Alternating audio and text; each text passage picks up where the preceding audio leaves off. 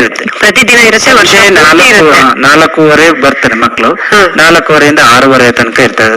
ಬೇಗ ಒಂದ್ ಸ್ವಲ್ಪ ಹಳ್ಳಿ ಮಕ್ಕಳನ್ನ ಬೇಗ ಅಲ್ಲಿಗೂ ಕಲಿಸ್ತಾರೆ ಸರ್. ಹೌದು. ಆದ್ರೆ ಈಗ ನೀವು ಫ್ರೀ ಆಗಿ ಕಲಿಸ್ತೀರಾ ಹೇಗೆ? ಅವ್ರಿಗೆ ಫೀ ತಗೋತೀರಾ ಹೇಗೆ? ಫೀಸ್ ತಗೊಳಲ್ಲ, ಇದುವರೆಗೂ ತಗೊಂಡಿಲ್ಲ. ಫ್ರೀಯಾಗಿ ಹೇಳ್ಕೊಡ್ತೀವಿ. ಯಾರೋ ಒಂದಷ್ಟು ಕೊಟ್ಟಂತ ಸಣ್ಣ ಪುಟ್ಟ ಅವರಾಗಿ ಆಸೆ ಪಟ್ಟು ಇಷ್ಟಪಟ್ಟು ಕೊಟ್ಟರೆ ಅವರೆಲ್ಲ ಬರುವಂತ ಮಕ್ಳುಗಳೆಲ್ಲ ತುಂಬಾ ಬಡವ್ರ ಮಕ್ಳಾಗಿರೋದ್ರಿಂದ ಅವ್ರೇನ್ ಆ ತರದಲ್ಲೆಲ್ಲ ಎಕ್ಸ್ಪೆಕ್ಟೇಷನ್ ಇಟ್ಕೊಳ್ಳಲ್ಲ, ನಾವು ಇಟ್ಕೊಳ್ಳಲ್ಲ. ಅವ್ರಿಗೂ ಕೂಡ ಆ ಶಕ್ತಿ ಇಲ್ಲ, ಬಹಳಷ್ಟು ಮಕ್ಳಿಗೆ ಆ ಶಕ್ತಿ ಇರಲ್ಲ, ನಮಗೆ ಗೊತ್ತಾಗುತ್ತೆ. ಇದ್ರೆ ನಿಮ್ಗೆ ಏನ್ ಸಿಗುತ್ತೆ? ನನಗೆ ಏನಂದ್ರೆ ನಮ್ಮಲ್ಲಿ ಒಂದಷ್ಟು ಅಂತ ಮಕ್ಳಿಗೆಲ್ಲ ಒಂದು ವಿದ್ಯೆ ಹೇಳ್ಕೊಡೋದೊಂದು ಖುಷಿ, ತೃಪ್ತಿ. ಅಂತವರೆಲ್ಲ ಎಷ್ಟೋ ಸಿಗುತ್ತೆ ನೋಡಿ ಮನುಷ್ಯನ್ಗೆ. ಇದೆ ಎಷ್ಟೇ ದುಡ್ಡು ಕಾಸು ಇದ್ರೆ ತೃಪ್ತಿ ಇಲ್ಲ ಅಂತಂದ್ರೆ, ಆ ಕಂಟೆಂಟ್ಮೆಂಟ್ ಇಲ್ಲ ಅಂದ್ರೆ. ನನಗೆ ಆ ಹಣಕಾಸಿನ ಸಮಸ್ಯೆ ಎಷ್ಟೋ ಬರುತ್ತೆ, ನೂರಾರು ಸವಾಲುಗಳು ಬರುತ್ತೆ. ಒಂದು ನಾಟಕ ಆಗ್ಲಿ, ಒಂದು ಜನಪದ ನೃತ್ಯ ತಗೊಂಡಾಗ ಅಥವಾ ಏನೇ ತಗೊಂಡಾಗ್ಲೂ ಹಣಕಾಸಿನ ಸವಾಲು ದೊಡ್ಡ ಸವಾಲಾಗುತ್ತೆ. ಬಟ್ ಆದ್ರೆ ನನಗೆ ಅದನ್ನೆಲ್ಲ ಮರ್ಸೋದು ಈ ಒಂದು ಪರ್ಫಾರ್ಮೆನ್ಸ್ ಮಾಡಿದಾಗ, ಎಲ್ಲಾರು ಸೇರಿ ಮಾಡಿದ್ಮೇಲೆ ಅದನ್ನ ಸಂಭ್ರಮಿಸಿದಾಗ ಎಲ್ಲ ಮರ್ತು ಬಿಡ್ತೀವಿ. ಅದು ಕರೆಕ್ಟ್. ನಿಮಗೆ ಆ ಸಂತೋಷ ಸಂಭ್ರಮ ಸಿಗುತ್ತೆ. ಈಗ ನಿಮ್ಮ ಜೊತೆಗಿರುವಂತವ್ರು ಅಂದ್ರೆ ನಿಮ್ಮ ಕುಟುಂಬದ ಸದಸ್ಯರಿಗೂ ಕೂಡ ಆ ತರದ ತೃಪ್ತಿ ಸಿಗ್ಬೇಕು. ಅವ್ರಿಗೆ ಇದರಿಂದ ಬೇಜಾರಾಗಿರೋ ಸಂದರ್ಭಗಳು ಕೂಡ ಇರುತ್ತೆ ಅಲ್ವಾ? ಅವ್ರ ಸಹಕಾರ ಎಲ್ಲ ಹೇಗೆ ಹೋಗ್ತಾ ಇದೀವಿ ಅಂತ ಆ ಸಂಕೀರ್ಣತೆ ಮತ್ತೆ ಈ ಒತ್ತಡ, ವೇಗ ಇವೆಲ್ಲಕ್ಕೂ ಸ್ವಲ್ಪ ಬ್ರೇಕ್ ಹಾಕ್ಬೇಕು ಅಂತಂದ್ರೆ ರಂಗಭೂಮಿ ಮತ್ತೆ ಈ ಕಲೆ ಯಾವುದೇ ಕಲೆ ಇರ್ಬೋದು, ಹಾಡೋದಿರ್ಬೋದು, ಕುಣಿಯೋದಿರ್ಬೋದು, ಜನಪದ ಇರ್ಬೋದು, ಭರತ, ಯಾವುದೇ ಅವ್ರವ್ರ ಆಸಕ್ತಿಗೆ ಹೋದ್ರೆ ನಮ್ಮ ಸಂಸ್ಕೃತಿನೇ ಇರೋದೇ ಹಾಗೆ. ನೀವು ಒಂದು ಒತ್ತಡದಲ್ಲಿದ್ದಾಗ ಸಂಜೆ ಬಂದು ಒಂದು ಮನರಂಜನೆ ಮಾಡುವಂತಾನೆ ಇದ್ದಿದ್ದು. ನಾವು ಇತ್ತೀಚೆಗೆ ಏನೋ ದೊಡ್ಡ ಎಜುಕೇಶನ್ ಮಾಡ್ಬಿಟ್ಟಿದೀವಿ, ದೊಡ್ಡ ವಿದ್ವಾಂಸರಾಗ್ಬಿಟ್ಟಿದೀವಿ, ವಿದ್ಯಾವಂತರಾಗಿದ್ದೀವಿ ಅನ್ನೋ ಒಂದು ಭ್ರಮೆನಲ್ಲಿ ಅವನ್ನೆಲ್ಲ ಸೈಡ್ ಇಟ್ಟು ಇವತ್ತು ಎಲ್ಲವನ್ನೂ ಕಳ್ಕೊಂಡು ಮೌನವಾಗಿ ನಿಂತ್ಬಿಟ್ಟಿದೀವಿ. 4 ಜನ ಜೊತೆ ಮಾತಾಡಲ್ಲ, ಜೋರಾಗಿ ನಗಿದ್ರೆ ಅವಮಾನ, ನಗಾಡಿದ್ರೆ ಅವಮಾನ, ಕೂಗಾಡಿದ್ರೆ ಅವಮಾನ. ಹೌದು. ಯಾವ್ದು ನಮ್ಮ ಸಹಜ ಭಾವನೆಗಳಾಗಿದ್ವು ಅವೆಲ್ಲ ಇವತ್ತು ಮ್ಯಾನರ್ಸ್ ಇಲ್ಲ, ಮ್ಯಾನರ್ಸ್ ಅಂತ ಅನ್ಕೊಂಡು. ಮತ್ತೆ ಇನ್ನೊಂದೇನಂದ್ರೆ ಒಂದು ಪದನ ಬೇರೆ ತರ ಹೇಳಿದ್ರೆ ಅದನ್ನ ನೋಡೋ ದೃಷ್ಟಿಕೋನ ಚೇಂಜ್ ಆಗ್ಬಿಟ್ಟು, ಅದಲ್ಲ, ಅದ್ ಖಂಡಿತ ಜೀವನನೇ ಅಲ್ಲ. ನಾವು ಯಾವತ್ತು ವಾಸ್ತವಕ್ಕೆ ಬದುಕೋದನ್ನ ಬಿಟ್ಟು ಅವತ್ತೇ ಈ ಸಮಸ್ಯೆಗಳೆಲ್ಲ ನಮ್ ಬೆನ್ನ ಹತ್ತಿದಾವೆ. ಇವತ್ತಿಗೂ ಅಷ್ಟೇ. ಮುಂದೆ ಕಲೆಯನ್ನ ಅಭ್ಯಾಸ ಮಾಡೋದ್ರಿಂದ, ಕಲೆಯನ್ನ ರೂಢಿಸ್ಕೊಳ್ಳೋದ್ರಿಂದ ಮನುಷ್ಯನ ಬದುಕಿನ ವ್ಯಕ್ತಿತ್ವದ ಈ ವಿಕಾಸ ಇದೆಯಲ್ಲ, ಅದು ಹೇಗೆ ಆಗುತ್ತೆ ಅಂತ ನಿಮ್ಗೆ ಅನ್ಸುತ್ತೆ? ಹೌದು, ನಮ್ಗೆ ಏನಾಗುತ್ತೆ ಅಂದ್ರೆ ಒಂದು ರೋಗಕ್ಕೆ ನಾವು ಟಾನಿಕ್ ಅಂತ ಹಾಕ್ತಿವಿ, ಮಾತ್ರೆ ಅಂತ ಹಾಕ್ತಿವಿ. ಇದು ಹಾಗೇನೆ ನಮ್ಮ ಮಾನಸಿಕ ಒತ್ತಡಗಳು, ನೆಮ್ಮದಿಯ ಜೀವನವನ್ನು ಇಟ್ಕೋಬೇಕು ಅಂದ್ರೆ ನಾವು ಪ್ರತಿದಿನ 1 ರಿಂದ 2 ಗಂಟೆ ಟೈಮು ನಮ್ಗೆ ಅಂತ ಸಮಯವನ್ನು ಮೀಸಲಿಟ್ಕೋಬೇಕು. ನಮ್ಗೆ ಅಂತಂದ್ರೆ ಇವತ್ತೇನಾಗ್ಬಿಟ್ಟಿದೆ ಸರ್, ಮೊಬೈಲ್ ನೋಡೋದಾಗ್ಬಿಟ್ಟಿದೆ. ಅದೇ ಹಾಳಾಗಿರೋದು, ಅಲ್ಲೇ ಸಮಸ್ಯೆ. ಆ ತರದ್ದಲ್ಲ, ಅದು ಸುಳ್ಳೋದು. ನಮಗ್ ಬೇಕಾಗಿರೋದು ಏನಂದ್ರೆ ಮಾನಸಿಕವಾಗಿ ಮತ್ತು ದೈಹಿಕವಾಗಿ 2 ಸಮತೋಲನ ಇರುವಂತಹ ಚಟುವಟಿಕೆಗಳಾಗ್ಬೇಕು. ಮೊಬೈಲು ನಮ್ಮನ್ನ ಈಗ ನೋಡ್ಸುತ್ತಷ್ಟೇ. ನೀವು ಇದಕ್ ಕೆಲ್ಸ ಕೊಡ್ತಾ ಇದ್ದೀರಿ ಹೊರತು ದೇಹಕ್ಕೆಲ್ಲ ಡೆಡ್ ಆಗಿ ನಿಂತ್ಕೊಂತದ ಒಂದ್ ಮೊಬೈಲ್ ಇಟ್ಕೊಂಡ್ರೆ. ಈ ಕುತ್ಕೆ ಹಿಂಗ್ ಬಗ್ಸ್ತೀನಿ ಗೊತ್ತೇ ಇರಲ್ಲ, 2 hours 3 hours ಕುತ್ಕೆನೆ. ಅದಲ್ಲ, ಮಾನಸಿಕವಾಗಿ ದೈಹಿಕವಾಗಿ ಕೆಲಸ. ನೋಡಿ, ನೀವು ಒಂದು ಡ್ರಾಯಿಂಗ್ ಬರಿತೀನಿ ಅಂದ್ರೆ ಕೆಲ್ಸನ ಮಾಡ್ತಾ ಇರುತ್ತೆ, ತಲೆನೂ ಓಡ್ತಾ ಇದೆ, ಮನಸ್ಸು ಉಲ್ಲಾಸ ಆಗ್ತಾ ಇರುತ್ತೆ, ಮಾನಸಿಕವಾಗಿ ಅವನು ಉಲ್ಲಾಸ ಭರಿತನ ಆಗ್ತಾ ಹೋಗ್ತಾ ಇರ್ತಾನೆ. ಒಂದು ಅಭಿನಯ ಅವನ ದೇಹವನ್ನು ದೇಹ ಮತ್ತೆ ಮನಸ್ಸು ಎರಡು ಮಿಳಿತವಾಗಿ ಆಗುವಂತಹ ಕಲೆಗಳು, ಚಟುವಟಿಕೆಗಳು ಖಂಡಿತ ಮಾಡ್ಬೇಕು. ಇವತ್ತು ಹೇಗಿದೆ ಅಂದ್ರೆ 24 ಗಂಟೆ ಕೂತು ದೇಹಗಳೇ ಒಂದು ಸ್ಟ್ರಕ್ಚರ್ ತಿರ್ಕೊಂಡ್ಬಿಡ್ತಾವ. ಆಮೇಲೆ ಬಿಸ್ಲಿಗೆ ಹೋಗಕ್ಕಾಗಲ್ಲ, 2 ನಿಮಿಷ ಬಿಸ್ಲಲ್ಲಿ ನಿಲ್ಲಕ್ಕಾಗಲ್ಲ, 1 ನಿಮಿಷ ಫ್ಯಾನ್ ಇಲ್ದವ್ರು ಬದುಕಕ್ಕಾಗಲ್ಲ. ಇಂಥ ಪರಿಸ್ಥಿತಿ ಬಂದು ನಿಂತಿದೀವಿ ಆಲ್ರೆಡಿ. ನಾವು ಈಗ್ಲಾದ್ರೂ ನಾವು ಎಚ್ಚೆತ್ಕೋಬೇಕು. ಇನ್ನಾದ್ರೂ ಆರೋಗ್ಯವಾಗಿ ಚೆನ್ನಾಗಿರ್ಬೇಕು ಅಂದ್ರೆ ನಾವು ಇಂಥ ಚಟುವಟಿಕೆಗಳನ್ನ ಮಾಡಿದ್ರೆ ತುಂಬಾ ಒಳ್ಳೇದು ಅಂತ ಹೇಳಿ ನಮ್ಮ ಟ್ರಸ್ಟ್ ಮಾಡಿದ ಅದೇ ಉದ್ದೇಶಕ್ಕೆ 106 ಮಕ್ಳು ಬರ್ತವೆ. ನನ್ನ ಕನಸು ಏನು ಅಂದ್ರೆ ನಮ್ಮ ಟ್ರಸ್ಟ್ ಅಲ್ಲಿ ಒಂದ್ 20-30 ಜನ ಬಡ ಮಕ್ಳಿಗೆ, ಬಡ ಜನಗೆ ಉದ್ಯೋಗ ಕೊಡಿಸ್ಬೇಕು ಅನ್ನೋ ಕನಸು. ಅದಿನ್ನೂ ಆಗ್ತಾ ಇಲ್ಲ, ಸಫಲ ಆಗ್ತಾ ಇಲ್ಲ. ಮುಂದಿನ ದಿನಗಳಲ್ಲಿ ತುಂಬಾ ನಿರೀಕ್ಷೆ ಇಟ್ಕೊಂಡಿದ್ದೀನಿ. ಆಗ್ಲಿ ಸರ್, ಆಗ್ಲಿ. ನಿಮ್ ಕನಸು ಒಂಥರ ಏನ್ ಗೊತ್ತಾ, ಇದು ನಿಸ್ವಾರ್ಥ ಆಸೆಗಳಿರುತ್ತಲ್ಲ ಅಂತವ್ ಕೈಗೂಡ್ಬೇಕು. ಅಂತವ್ ಹೆಚ್ಚೆಚ್ಚು ಕೈಗೂಡ್ದಂಗೆ ಸಮಾಜ ಕೂಡ ಆರೋಗ್ಯಕರವಾಗಿ ಆಗುತ್ತೆ ಅಂತ ನನ್ನ ಅಭಿಪ್ರಾಯ. ನಿಮ್ಮ ಟ್ರಸ್ಟ್ ಇಂದ ಬೇರೆ ಬೇರೆ ಏನೇನ್ ಚಟುವಟಿಕೆಗಳು ನಡೀತಾ ಇದೆ? ನಾಟಕಗಳು ಮಾಡ್ತೀವಿ, ಮಕ್ಕಳ ಬೇಸಿಗೆ ಶಿಬಿರ ಮಾಡ್ತೇವೆ, ನಿರುಪಯುಕ್ತ ವಸ್ತುಗಳಲ್ಲಿ ನೀವು ಗೃಹ ಬಳಕೆ ಚಟುವಟಿಕೆಗಳನ್ನು ಮಾಡ್ತೇವೆ.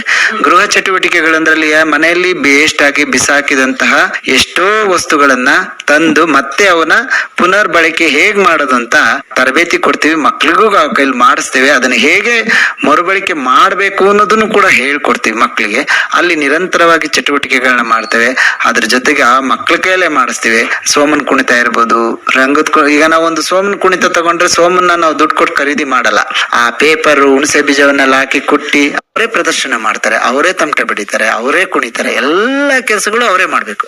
ತಮಟೆ ಬಡಿಯೋರು ಯಾರೋ, ಕುಣಿಯೋರು ಯಾರೋ ಇಲ್ಲ, ಎಲ್ಲ ಮಕ್ಳೇ ಮಾಡ್ಬೇಕು. ಮಕ್ಳಾಗ್ಲಿ ದೊಡ್ಡವರಾಗ್ಲಿ ಮಾಡ್ಬೇಕು, ಅವರೇ ಕಲಿಬೇಕು. ಎಷ್ಟು ಕಲಿತಾರೋ ಅಷ್ಟೇ ಕಲೀಲಿ, ಆದ್ರೆ ಅದನ್ನ ಅವನೇ ಮಾಡ್ಬೇಕು, ಓನ್ ಕ್ರಿಯೇಟ್ ಆಗಿ ಮಾಡ್ಬೇಕು.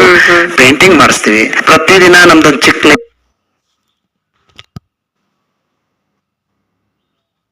ಮಕ್ಕಳುಗಳು ಕೂತು ಓದಿಸ್ಬೇಕು.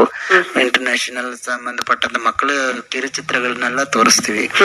ಸ್ಥಳೀಯ ಪೋಷಕರ ಭೇಟಿ ಒಂದೊಂದ್ ದಿನ, ವಾರಕ್ಕೊಂದ್ಸಲ ಸ್ಥಳೀಯ ಪೋಷಕರ ಮನೆಗೆ ವಿಸಿಟ್. ಅವ್ರ ಮನೆ ವಾತಾವರಣ ಎಲ್ಲಾ ಮಕ್ಕಳಿಗೂ ಪರಿಚಯ ಆಗ್ಬೇಕು. ಅದೇ ಇದೆ, ಸ್ಥಳೀಯ ಪೋಷಕರ ಮನೆ ಭೇಟಿ ಇದೆ, ಸ್ಥಳೀಯ ಲೈಬ್ರರಿ ಭೇಟಿ ಮಾಡ್ಕೊಡ್ತೀವಿ, ಸ್ಥಳೀಯ ಪೊಲೀಸ್ ಸ್ಟೇಷನ್ ವಿಸಿಟ್ ಕೊಡ್ತೀವಿ, ಅಗ್ನಿಶಾಮಕ ದಳಕ್ಕೆ ಭೇಟಿ ಕೊಡಿಸ್ತೀವಿ. ಅಂದ್ರೆ ಯಾಕೆಂದ್ರೆ ಪೊಲೀಸ್ ಸ್ಟೇಷನ್ ನೋಡಿದ್ರೆ ಒಳಗಡೆ ಹೇಗಿರುತ್ತೆ ಅಂತ ಮಕ್ಳಿಗೆ ಗೊತ್ತಾಗೋದಿಲ್ಲ. ಅದೆಲ್ಲರನ್ನು ಕಾಲೇಜ್ ಮಕ್ಕಳು, ಹೈಸ್ಕೂಲ್ ಮಕ್ಕಳು ಎಲ್ಲಾನು ಕರ್ಕೊಂಡೋಗಿ ಪೊಲೀಸ್ನವ್ರ ಕೈಲಿ ಸಂದರ್ಶನ ಮಾಡಿ ಅವರೆಲ್ಲ ತೋರಿಸ್ಬೇಕು. ಪ್ರತಿಯೊಂದು ಜೈಲಿಗೆ ಕರ್ಕೊಂಡ್ ಬರ್ತೀವಿ. ಜೈಲಿನೂ ಕೂಡ ನಿಜವಾದಂತಹ ಜೀವನ ಅಂದ್ರೆ, ನೋವು ಅಂದ್ರೆ, ಸಂಕಟ ಹೆಂಗಾಗುತ್ತೆ, ತಪ್ಪು ಮಾಡಿದ್ರೆ ಹೇಗಾಗುತ್ತೆ ಅನ್ನೋದು ಮಕ್ಳಿಗೆ ಅಲ್ಲಿ ಗೊತ್ತಾಗ್ಬೇಕು. ಓಪನ್ ಚಿತ್ರಣ ಸಿಕ್ಬಿಡುತ್ತೆ ಅವ್ರಿಗೆ. ಅದು ಒಂದು. ಈಗ ಮಕ್ಕಳಿಗಲ್ದೇನೆ ದೊಡ್ಡವ್ರಿಗೂ ಕೂಡ, ಅಂದ್ರೆ ವಯಸ್ಕರಿಗೂ ಕೂಡ ಇಲ್ಲಿ ಆಸಕ್ತಿ ಬರ್ಬಹುದಾ? ಖಂಡಿತ. ದೊಡ್ಡವ್ರಿಗೂ ಕೂಡ ನಾಟಕಗಳು ತಗೋತೀವಿ. ನಮ್ಮ ಮಹಿಳಾ ಟೀಮ್ ಮಾಡಿದೀವಿ. ಈಗ ಮಹಿಳೆಯರ ಕೋಲಾಟ ಟೀಮ್ ತರಬೇತಿ ಶಿಬಿರ ನಡೀತಾ ಇದೆ. ಎಲ್ಲ 40 ಮೇಲಿರೋ ಏಜ್ ಅವರು ಕುಣಿತಾರೆ. ಈಗ ನೋಡಿ, ಅವರು ಮಾನಸಿಕ ಹೊರಗಡೆ ಬಂದ್ಬಿಟ್ರೆ ಸಾಕು, ಆಟೋಮೆಟಿಕ್ ಅವ್ರಿಗೆ ಗೊತ್ತಿಲ್ಲದೆ ಕುಣಿತಾರೆ. ಎಲ್ಲೋ 4 ಗೋಡೆಗಳ ಮಧ್ಯೆ ಒಳಗಡೆ ಕೂತಿರೋರು ಈಗ ಬಂದು ಮುಕ್ತವಾಗಿ ಕುಣಿತಾರೆ, ಹಾಡ್ತಾರೆ. ಮಹಿಳೆಯರು ಆಡ್ತಾರೆ, ಮಹಿಳೆಯರು ರಂಗದ ಕುಣಿತ ಕುಣಿತಾರೆ, ಮಹಿಳೆಯರು ಕೂಡ ಕೋಲಾಟ ಮಾಡ್ತಾರೆ. ನಮ್ಮ ಮಕ್ಕಳಿಗೆಲ್ಲ ಹಿನ್ನೆಲೆ ಗಾಯನ, ಸಂಗೀತ, ನಾಟಕಕ್ಕೆ ಸಂಬಂಧಪಟ್ಟಂತ ಅವರೇ ಹಿನ್ನೆಲೆ ಗಾಯನ ಮಾಡ್ತಾರೆ, ಮತ್ತೆ ಅವರೇ ಕ್ಯಾರಿ ಮಾಡ್ತಾರೆ ನಮ್ಮ ತಂಡನೀಗ. ಅವ್ರಿಗೂ ಅದೊಂದು ಉತ್ಸಾಹ. ನಾವೆಲ್ಲೋ ಕೂತು ಒಂದ್ ಸಮಯ ವೇಸ್ಟ್ ಮಾಡಲ್ಲ. ಈಗ ಟಿವಿಗಳನ್ನ ಕಡಿಮೆ ಮಾಡ್ತಾರೆ, ಈಗೆಲ್ಲ ಒಂಚೂರು ಇಂಥ ಚಟುವಟಿಕೆಗಳು ತೋರಿಸ್ಕೋತಾರೆ. ಅದ್ರಾಗ ನಮ್ದೊಂದು ರಂಗಲೋಕ ಮಾಡಿದೀವಿ. ನಮ್ಮಲ್ಲಿ AL ನಾಗೇಶ್ ಅಂತ ವಿಜಯ ಕರ್ನಾಟಕ ರಿಪೋರ್ಟರ್, ಅವರ ಒಂದು ಜಾಗ ಕೊಟ್ರು ಮನೆ ಮೇಲೆ. ಈಗ 200 ಜನ ಕೂತ್ಕೊಳ್ಳೋ ಒಂದು ರಂಗಮಂದಿರ ಮಾಡಿದ್ವಿ. ಅಲ್ಲಿ ತರಬೇತಿಯಿಂದ ಜೊತೆಗೆ ಪ್ರತಿ ಒಂದು ಚಟುವಟಿಕೆಗಳು ಅಲ್ಲೇ ಆಗೋದು ನಿರಂತರವಾಗಿ ನಡೀತಾ ಇದೆ. ಇನ್ನೂ ಆಗ್ಬೇಕು, ಇನ್ನು ಸಾಲದ, ಇನ್ನು ಬೇಕು ನಮ್ಗೆ ಸಹಕಾರಗಳು.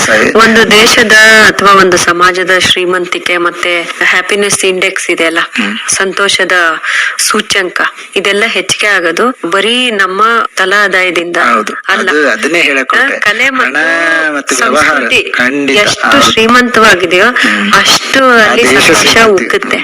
ಸಾಹಿತ್ಯಿಕವಾಗಿ, ಬೌದ್ಧಿಕವಾಗಿ, ಮತ್ತೆ ಸಾಂಸ್ಕೃತಿಕವಾಗಿ, ಮತ್ತೆ ಇತರೆ ಎಲ್ಲಾ ಚಟುವಟಿಕೆಗಳಲ್ಲಿ ಎಷ್ಟು ಪ್ರಬುದ್ಧತೆ ಯಾವ ದೇಶ ಹೊಂದಿದೆಯೋ ಆ ದೇಶ ಸಮೃದ್ಧವಾಗಿರುತ್ತೆ, ಸುಭದ್ರವಾಗಿರುತ್ತೆ, ಆರೋಗ್ಯಕರವಾಗಿ 100% ಇರುತ್ತೆ. ಎಲ್ಲಿ ಇದನ್ನ ಕಳ್ಕೊಳತ್ತೋ ಅಲ್ಲಿ ಆರೋಗ್ಯನೂ ಇರಲ್ಲ, ನೆಮ್ಮದಿನೂ ಇರಲ್ಲ. ಇವಾಗ ಸೂಸೈಡ್ ಅಟೆಂಪ್ಟ್ಸ್ ಗಳು ಎಷ್ಟೆಷ್ಟೆಲ್ಲ ನೋಡ್ತಾ ಇದೀವಿ, ಮಾನಸಿಕ ಖಿನ್ನತೆಗಳನ್ನ ನೋಡ್ತಾ ಇದೀವಿ. ಮನೆ ಒಳಗಡೆ ಒಬ್ರಿಗೊಬ್ರು ಮಾತಾಡದೇ ಇರೋ ಪರಿಸ್ಥಿತಿ ಬಂದಿದೆ.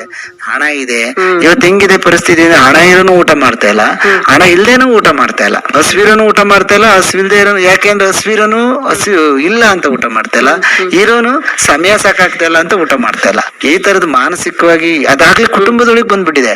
ಇದರಿಂದ ಎಲ್ಲ ಹೊರಗಡೆ ಬರ್ಬೇಕು ಅಂದ್ರೆ ಸಾಂಸ್ಕೃತಿಕವಾಗಿ ಎಲ್ಲರೂ ಕೂಡ ಸ್ವಲ್ಪ ತೊಡಗಿಸ್ಕೋಬೇಕು, ಸಮೃದ್ಧವಾಗಬೇಕು. ಖಂಡಿತ ಆ ತರದ ಒಂದು ಮಾನಸಿಕ ಆರೋಗ್ಯವನ್ನ ಹೆಚ್ಚು ಮಾಡುವಂತಹ, ನಮ್ಮ ಕಲೆ ಮತ್ತು ಸಂಸ್ಕೃತಿಯನ್ನ ಶ್ರೀಮಂತ ಮಾಡುವಂತ ನಿಮ್ಮಂತವರ ಈ ನಿಸ್ವಾರ್ಥ ಸೇವೆ ಏನಿದೆ, ಇದು ನಿಜವಾಗ್ಲೂ ಅಭಿನಂದನೀಯ.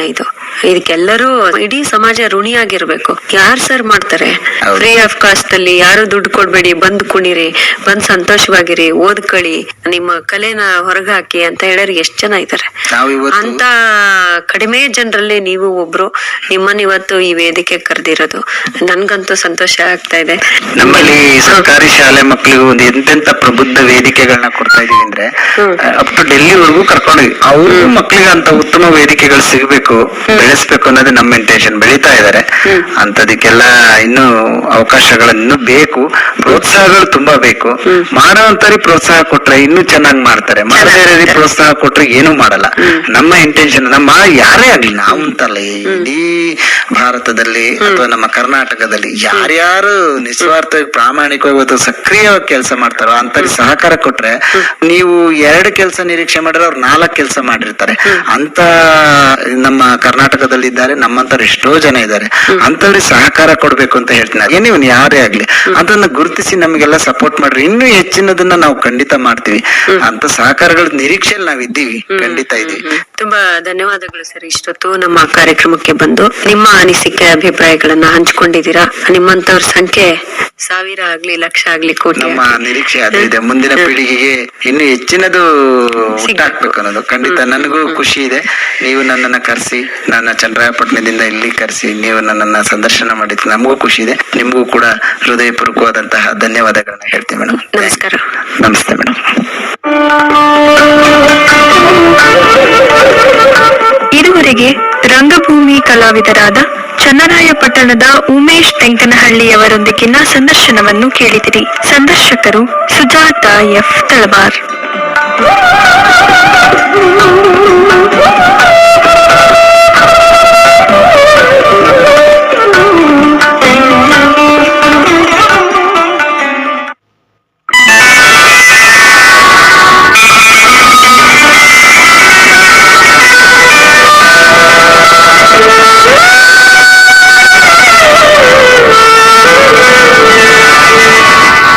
ಜನತರಂಗ ಜನತರಂಗ ಜನತರಂಗ ಜನತರಂಗ ಇದುವರೆಗೆ ಪ್ರಸಾರವಾಯಿತು.